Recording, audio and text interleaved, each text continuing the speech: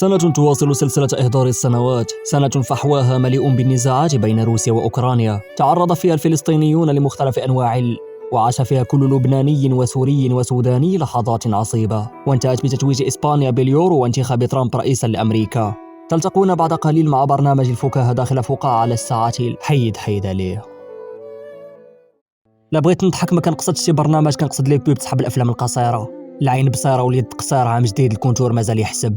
وقيلا حتى حنا وسط صايلو كنساينو وكنسايرو، اللي خرج فينا الاول غيعرف مذاق الحقيقه كي دايره، وكيبقى كلشي ديال الله.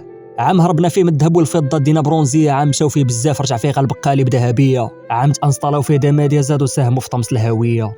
جوج كراسه وسطهم طبله ديسكوسيون خاويه، الكاميرا كتردها تقيسو عبله، لا عيتي ولا لاشيتي البديل كيتسنى، والنص اللي كيتفرج كيبدا يتمنى. صحاب لي رياكشن مزردين وصحاب لي باج الكونتوني جا غنخلي الكتاف باردين. عام دار فيه طلاق عجاجه، من بكري كنامن بفكره لا بارطاجيتي حاجتك ما تبقالكش واخا تكون دجاجه. لي كونت كثروا وصحاب الكونتوني دصرو، كنكتب وكنمسح حيت اي كلمه قلتها غتقصح. ما نفكروا براندي والدين بطريقه ذكيه، ونديروا صلاه الفجر كونسيبت وليفيو غيطلعوا الا ما صدقاتش رد عليا. وكاين لانفيرس الطريق السهله دير ما دار ود القاره الاسيويه. انا ما هوانغ ما اندو ما كونغيلي، انا انسان راضي بقضاء الله وقدره، ساكت بعيد على الصداع، وتايق باللي غيجي نهار يرجع فيه كاع داكشي اللي ضاع.